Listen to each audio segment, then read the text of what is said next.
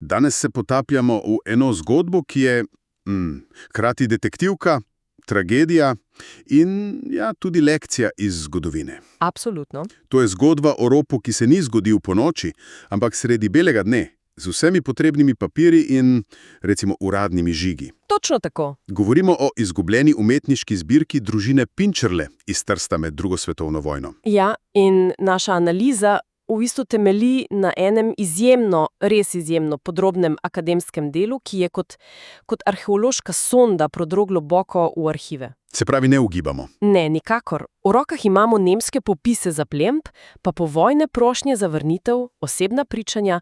V bistvu, rekonstruiramo zločin skozi birokratske zapiske tistih, ki so ga izvedli. In to je tudi naš cilj danes, ne? Da iz teh na videz suhoparnih dokumentov sestavimo nek živ mozaik.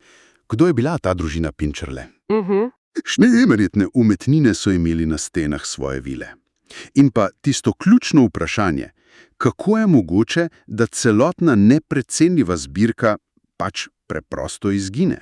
In za seboj pusti samo sled papirja. Točno. Zgodba o izginutju kulture, povedana skozi administracijo. Res je. No pa začniva. Postavimo se v čas in prostor. September 1943. Ja. Po kapitulaciji Italije nemške sile vkorakajo v Trst. Celotna regija je reorganizirana v tako imenovano operacijsko cono Jadransko primorje, bolj znano pod kratica Ozak. Ozak, ja. In to območje je bilo, de facto priključeno Tretjemu rajhu, vodenje pa prevzemeta dve precej zloglasni figuri. Visoki komisar Friedrich Rainer in vodja SS ter policije Odilo Globočnik. In tukaj mislim, da morava takoj razbiti eno predstavo. Povejte. Ne govorimo o nekem kaotičnem ropanju v zmedi vojne. Aha. Ravno nasprotno. Pristop k razlastitvi judovskega premoženja je bil srhljivo sistematičen. Sistematičen? Zelo. Ustanovili so poseben finančni oddelek, vodil ga je Franz Zoyer in njegova edina naloga je bila upravljanje zaplenjenega imetja. In to je tisti ključni vpogled, ki ga ponujajo viri. Da to ni bil divji rob. Ne, to je bila hladna, preračunljiva industrija uničevanja, ki je imela svojo administracijo, svoje arhivske številke. In družina Pinčerle je postala ena od teh številk. Točno tako. Njihov primer je bil skrbno voden pod oznako Ju-86. Ju-86. Ja, in za to številko sta stala brata. Bruno Pinčerle, ki je bil priznan zdravnik in znan antifašist. In njegov brat Gino? In njegov brat Gino, odvetnik.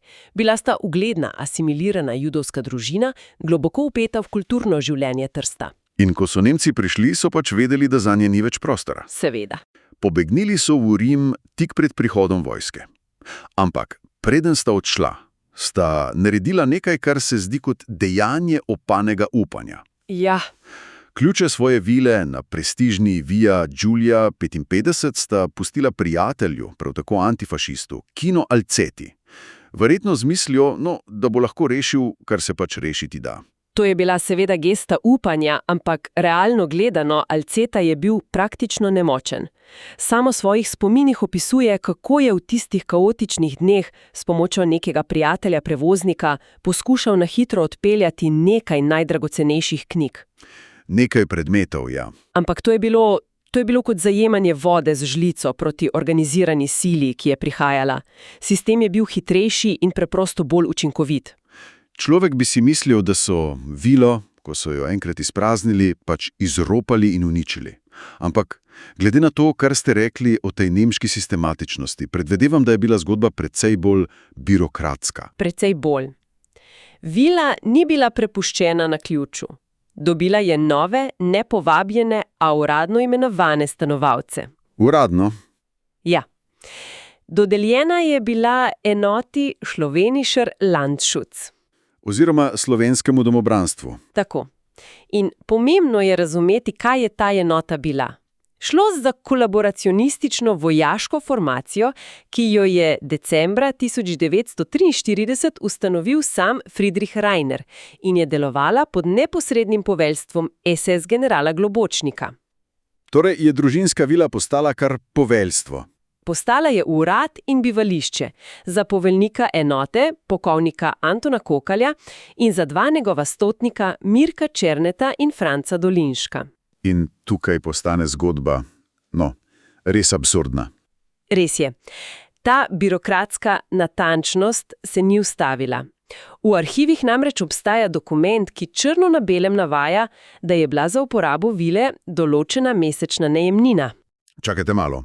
Pravite, da so okupacijske sile, oziroma njihovi lokalni sodelavci, ki so družino pregnali iz doma, Ja, dejansko plačevali najemnino za uporabo njihove vile. točno tako. To se sliši kot popoln absurd, skoraj kot neka birokratska šala sredi tragedije. No, točno to je bil namen. Ustvariti videz legalnosti, videz reda. Najemnina je znašala 734 lir na mesec. Smešno. S tem se je ustvaril papiratni ščit, ki je prikrival dejansko naravo dejanja. Nasilni prevzem.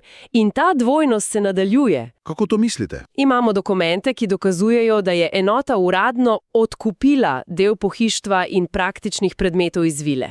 Odkupila? Kaj točno so odkupili? Stvari, ki so jih potrebovali za delovanje urada, pa za bivanje. Mize, stole, postelje, omare. Osnovno opremo. Ja, osnovno opremo. Vse je bilo skrbno popisano in ocenjeno. Končni znesek nakupa je bil 98 tisoč lir, ki so bile nakazane na zaplenjeni račun družine Pinčerle pri banki Pareto. Se pravi, denar je šel z enega zaplenjenega računa na drugega. Točno. Transakcija je bila popolna farsa, a je ustvarila dokumentacijo. Dobro. Imamo torej vilo, polno domobrancev in neke uradne odkupnine za stole in mize. Ampak to je bila očitno le krinka, kaj ne? Pogovoriva se o tistem, kar resnično šteje. O zakladih, ki so izginili brez uradnega sledu. In ravno tukaj se pokaže ta ključna dvoumnost. Gino Pinčerle je po vojni v svojem pričanju dejal, da ne more z gotovostjo trditi, kdo je ukradel najdragocenejše predmete. Umetnine, nakit? Ja, umetnine, nakit, srebrnino.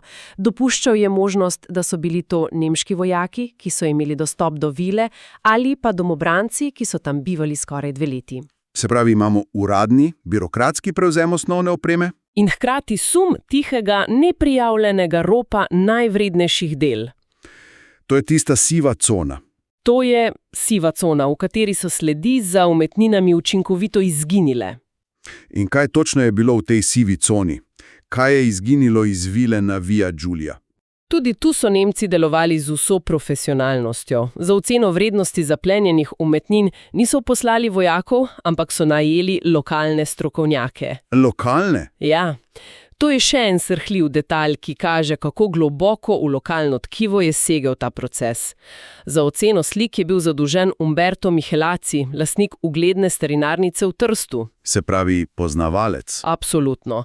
Knjižnico in neprecenljive grafike pa je ocenil Otto Nelantieri, lastnik znane antikvarne knjigarne Peterlin. Torej so rop izvedli s pomočjo lokalnih poznavalcev umetnosti? To celotni zgodbi doda še eno, precej grenko plast. Vsekakor. In kaj so ti strokovnjaki popisali? Seznam je osupljiv. Priča o izjemnem okusu in zbirateljski strasti družine Pinčerle. Pa poglejmo. Med slikami stopa monumentalno delo beneškega slikarja Antonija Zančija Mučenje Tantala iz 17. stoletja. V redu? Potem sta tu 2 deli Giovannija Battiste Pitonija, enega ključnih slikarjev beneškega rokokoja, Rojstvo Kristusa in Smrt svetega Jožefa. Pitoni? Ja. Na seznamu je tudi Stajenje delo Jakoba Palme mlajšega, še enega velikana beneškega slikarstva 16. stoletja. Počakajte, Palma mlajši? Ne govorimo torej o nekaj družinskih portretih, to so dela muzejske kakovosti. Absolutno. Zbirka je vključevala tudi zelo kakovostno kopijo Tizianove Venere. Gino Pinčerle je bil prepričan, da gre za staro kopijo, kar pomeni, da je imela tudi sama po sebi veliko vrednost. Seveda. Nemški cenilec jo je sicer ocenil kot kopijo po Giorgionijeju, a ne glede na to govorimo o resni zbirki starih mojstrov. Ampak najbolj me je pretreslo, ko sem v virih prebral, kaj se je skrivalo v družinski knjižnici. To presega vse ostalo. Drži. Med knjigami so bile skrbno shranjene grafike. In to ne katerikoli grafike. No, Na seznamu so 3 originalne jedkanice Rembrandta. Rembrandta? Ja, Adam in Eva, Kristus iz žene trgovce iz templja in pa Lazarjeva obuditev. Neverjetno. In poleg Rembrandta še ena jedkanica Albrechta Dürerja, Sveti Hieronim Vječji. Rembrandt in Dürer. To so imena, ki bi danes polnila naslovnice, če bi se samo eno tako delo pojavilo na dražbi. Seveda. To postavi rob v popolnoma drugačno luč. Ne gre le za krajo premoženja, gre za krajo temeljev evropske kulturne dediščine. Točno tako. In ta obseg, ta raznolikost zbirke od 16. do 18. stoletja, to jasno kaže, da to niso bila dela kupljena na hitro. To je bil kulturni kapital, ki se je nabiral skozi generacije. In niso izginile samo umetnine. Ne, seveda ne. Izginili so tudi drugi dragoceni predmeti. Masivni srebrni pladnji z vgraviranimi inicialkami EP za Emilija Pinčerlja, očeta Bruna in Gina. Ti predmeti so nosili zgodovino družine. In med vsemi temi predmeti je eden, ki nosi posebej močno in tragično osebno zgodbo. Diamantni uhan. Da, izginil je samo en uhan iz para.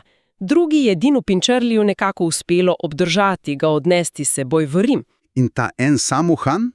Ta en uhan, ki mu je ostal, je postal opremljiv, boleč simbol vsega, kar so izgubili. Bil je edina fizična vez z izginulim zakladom.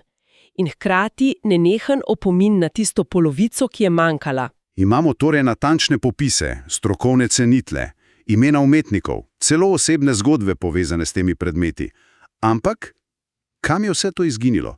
Kam so te umetnine odšle potem, ko so bile strokovno ocenjene? Sledi so skrbno zabrisane, ampak dokumenti nam ponujajo 2 verjetni poti.